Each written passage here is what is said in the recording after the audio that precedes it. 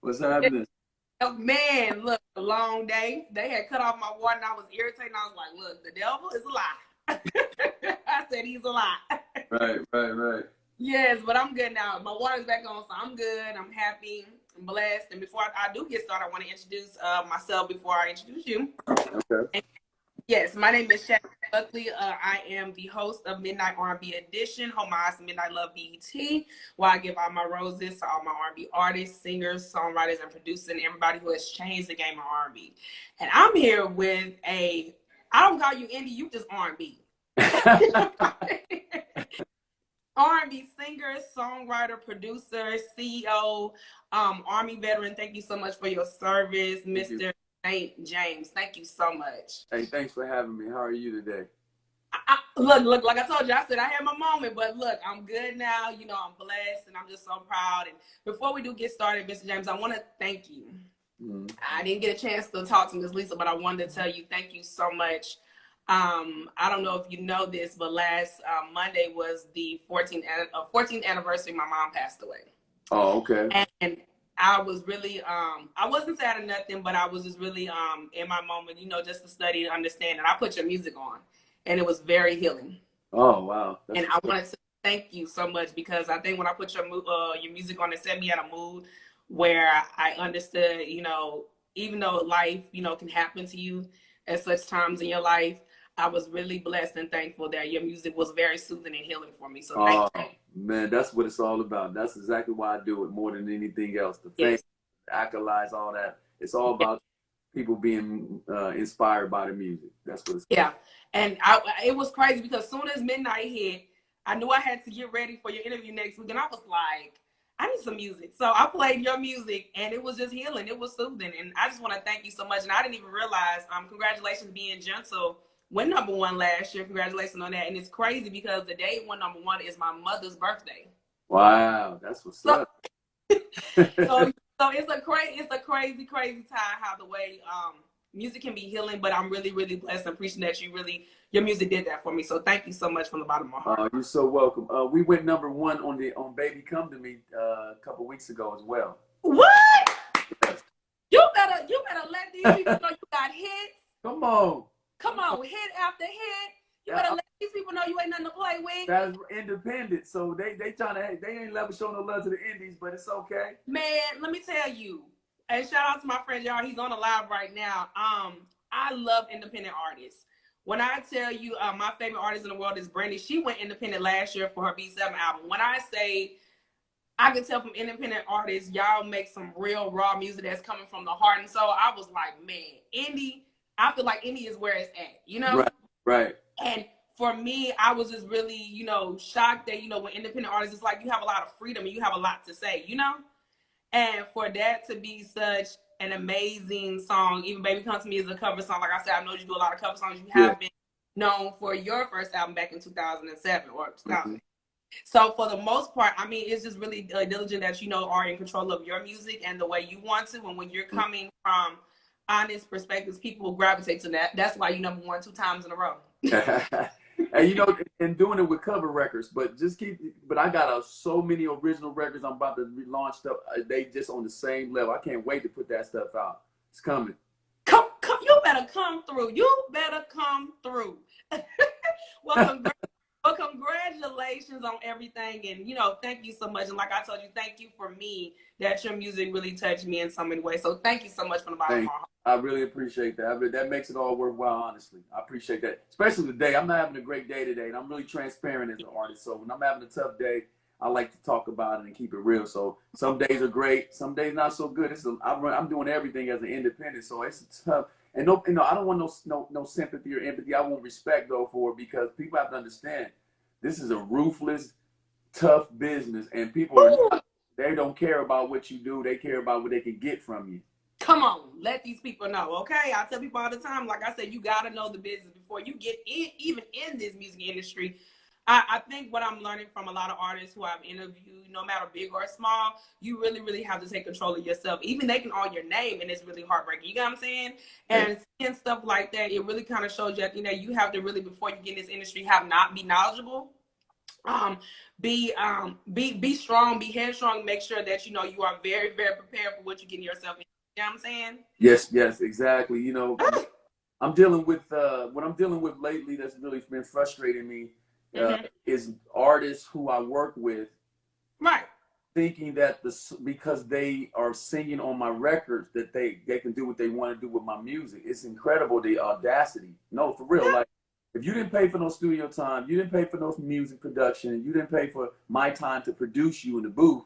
Right. It's not your record, dude. You just sang on it. So, you know, it's the audacity of these artists think they think the record belongs to them, and they ain't put a dime in it. I mean, it's like trying to eat some food that you ain't go in on. Come on. Come on. I mean, it's not rocket science, man. Stop right.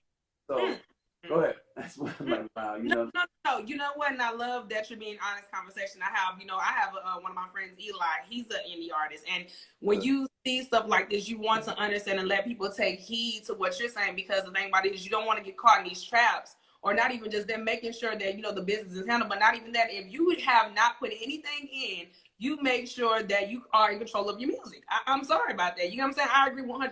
And that's what my channel is all about. We keep it honest. We keep it real, because regardless of, you know, if you're indie or not, at the same time is you have to be smart in control of your music. You know what I'm saying? Yeah. And at the end of the day, Mr. Saint Jaimz, if you got to get your money and make sure you get your music, hold them to it. I'm a taskmaster with my money and my business, but it's just, you know, when you think about the history of how so much drama, violence, death, loss has come at the hands of making beautiful records. Some of the most well-written, beautiful records you've ever heard, somebody died over. It's incredible, man. Or somebody lost their life because of it, or they ended up in a compromising situation over music. I'm sick of that narrative in this industry, especially amongst our people.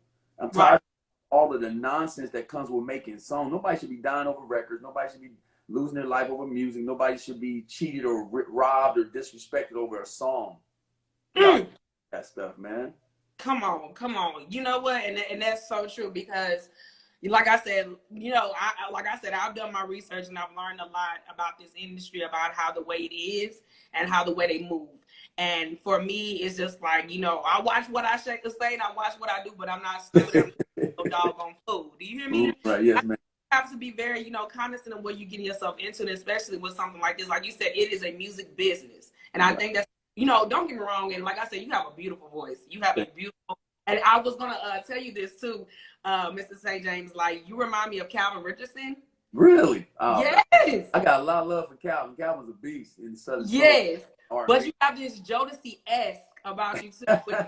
Like, look, I've heard these throwback covers, and you know, for a person like yourself, you know, to be compared to, you know, a big like Jodeci, that's huge. You know what I'm saying? Come on now, come on. But when I listen to certain type of music, you can kind of see how certain people are very inspired or gravitated. But at the same time, it's not the point that you're taking for somebody. But my thing is, you are inspired. But at the same time, is you taking your transition and you say to yourself, well, okay, hey, I may be inspired by X, Y, and Z, but I'm gonna put a Saint Jaimz flip to it. You got what I'm saying? Absolutely, because you know you gotta listen. There's any of these cats that paved the way prior to me or in my era, man. I got nothing but respect and love for. I'm not insecure by no artist. I don't care how dope they sing. Brian McKnight, Joe. I don't give a damn who's sitting in front of me. Alicia Keys, Mary J. Blige, any of them. They just like me and you right now. They just have that. We get this allure that you have to remove that allure. It's all about. You respect that artist, but they another human being. So for me, I just try to stay in my lane and do what I do and mind my business, and not try to, you know. But when someone compares me to other artists, I don't get offended. I love it because it's R&B. I'm an advocate for rhythm and blues. I don't give a damn who's doing it. Come on, and that's what I am too, and that's why it's so crazy. I was thinking today on my, you know, my platform is Midnight R&B Edition, which is so inspired by love music. And you do love content, which I love. And you know what's crazy? I thought about your music today, and I was like, wow. You know what I said? Your music reminds me of what Ernie Eisen said on Versus. And when they were asking Ernie, like, you know, why certain songs that you made, and you was like, it's homage. Oh, my God, you got Mr. Homer Rock from Mid Condition in here. What's up? R&B, baby. That's what's up. Come on, R&B in the state. Hey, sis, my moniker is do not abort the R&B mission. And what that simply means is do not give up on R&B no matter what everybody else doing, no matter what the trends are. Don't abort R&B music. So that's my thing. So R&B artists, we lost R&B to pop artists because we gave up on our own genre. We walked away trying to do other things when we should have stayed true. So we gotta catch back up. It's coming back. You see the beats. You see how the BET Awards went. Bruno Mars, her R&B. R&B was kicking butt. Yeah. But what I was saying though, Saint Jaimz, like your songs remind me so much of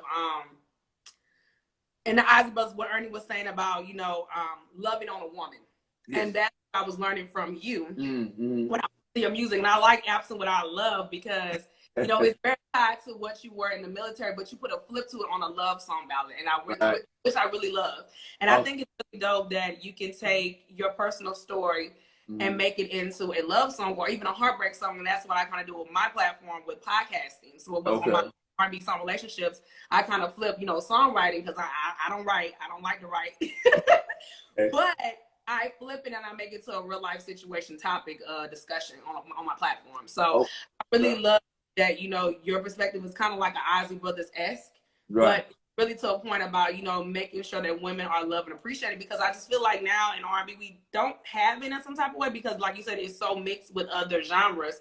It's like we really have to find this R&B mix again, I think rhythm and blues is synonymous with begging, like Keith Sweat used to do. Yeah. But I think you got to think about the society we're living in now. People are desensitized to love, to vulnerabilities, to being hurt, to being exposed. So we put up a big front, and it's really difficult. That's why people are like, I don't want to hear about that sappy stuff. So I try to sing life songs. So I try to focus on love is part of the ingredients. Like when you cook a meal, a certain ingredient makes a difference in a meal. With this missing, you can tell. So that's what love is to R&B. When you take elements of love out of the element of rhythm and blues, you lose the concept, because most rhythm and blues songs are centered around interpersonal relationships between couples and partners or whatnot. So when you take the love ingredient out of R&B, it don't taste the same. Yeah. See? But so that's what's happening now. When you listen to today's R&B, they're not talking about loving somebody. They're talking about all the pain, the cheating, the lies, the side pieces, all the drama, the negativity. Yeah. And there's a market for that and a place for that, because people are really literally going through some tough stuff right now. Yeah. But people want to get back to an element of where they hopeful again. It feels good to be okay with crying because song makes you tear up. I still tear up over some Nita Baker records. I get in my feelings over Luther Vandross all the time. I can go back to Michael Jackson, some of his records. She's Out of My Life and Stevie Wonder stuff and Superwoman and all them records, man. And I'm like, woo. And I can go back to Brenda Russell, Piano in the Dark. Come on, you is getting a lot of love, okay? When you know your music, and with my friend Jerry said, listen, he going off. Look, he in his desk, he got to work right now, but it goes to show you are a music head, and that's why people are so inspired, and that's why I think you're getting so many streams and so many views, especially with that, with your partner for the Being Gentle one. Like, she sings beautiful. Oh, Sinead's a beast. Yeah, this is my girl. Y'all like Luther Vandross and Shirley? More like Peaches and Herb. Come on, okay, Peaches and Herb. I mean, you have this. And like I said, it reminds me like Eric Benet, and to me, like when you have this chemistry with somebody and really can make a song, a love song, but not even that, with a man and a woman that are in some type of relationship. It's like we call it feel good music, real music, the love music. And I think we're missing that right now. Like what you're talking about is all these people that you're naming off, they run that at the time in the 80s and the 70s and stuff like that. Now, like you said, Silk Sonic trying to bring it back. Right. Do you feel like in these times we can bring it back in 2021? Well, I think it's a slow crawl.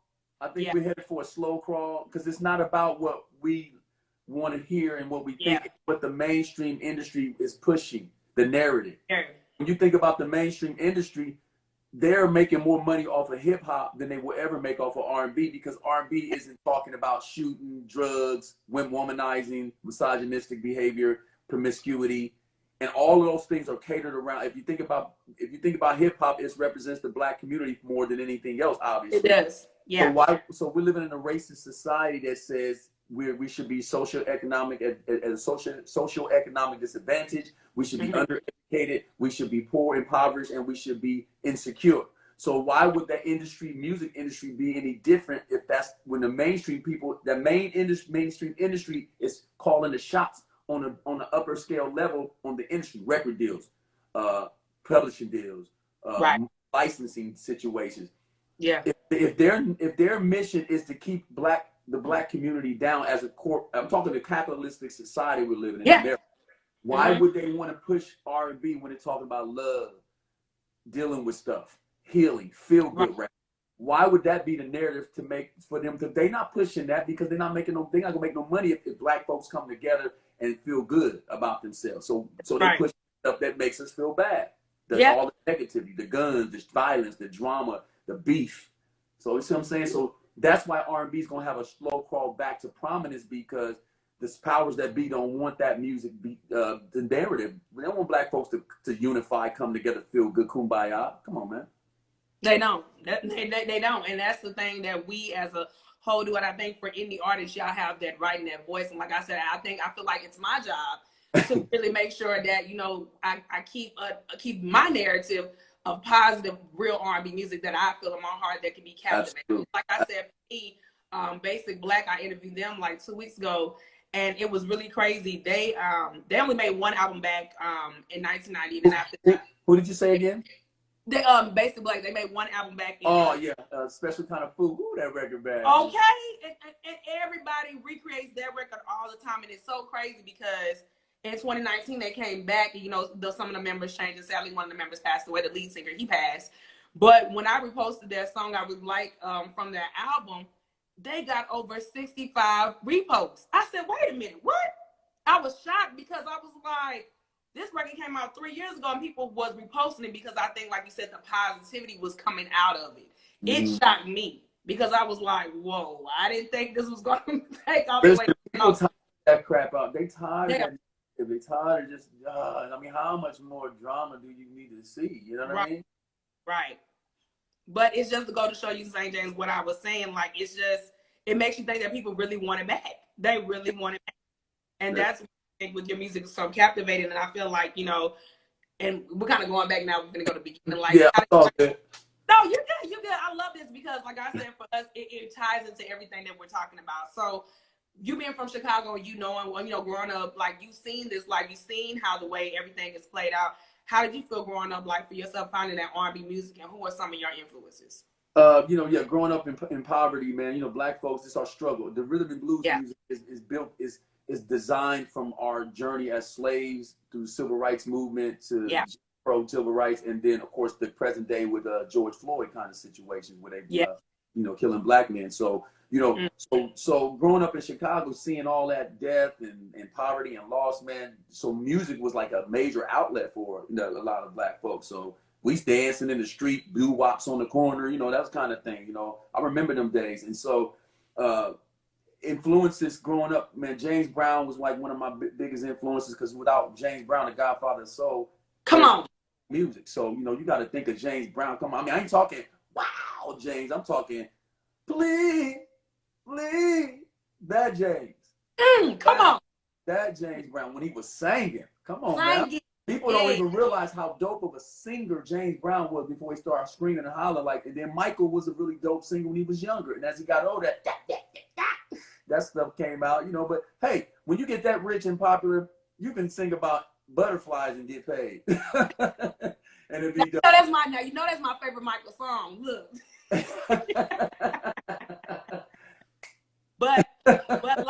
But you know what's crazy? Like you said, though, that's true. I think when they get into that pop, you know, that pop realm, it does change in their way. But I feel like you said, with James Brown, who I loved, I'm Black and I'm Proud. You know, James Brown. Yes. I understand who James Brown was at a time. You know, I was young, and at first I didn't get it back, and it's crazy because 20 years ago, I would tell my friends, you would think I listened to 2000 music, but when I was growing up, it was always the Jackson 5. It was always Johnny Taylor. Johnny Taylor was huge in my life. You know what I'm saying? Come on. I was like, why were these people playing this music? But they made me understand that this is where the roots start before you get into this 2000-ish type of music. You know what I'm saying? Right, yeah. I was kind of upset, but when I look back, I said, I get it now. You know what I'm saying? You don't get it back then when you're young. But when you see how the way the music is sampled, even transition, I mean, like you said, James Brown is the most sampled artist in history, and Right. people don't know about it. You know what I'm saying? Yeah. So it has to start from the beginning. Like I said, I love how the way you talked about the beginning of James Brown, because people don't talk about that. They go straight to the other hits and all this stuff. But when you get that real soul church type of music, Man's World, A Man's World, man, stop playing. That's my favorite one. Don't go there, man. James Brown was, man, dude, dirt poor growing up, man, the way he was. You can hear the pain and the struggle in the music. That's what's missing. Artists, a lot of artists aren't focusing on putting time in the records.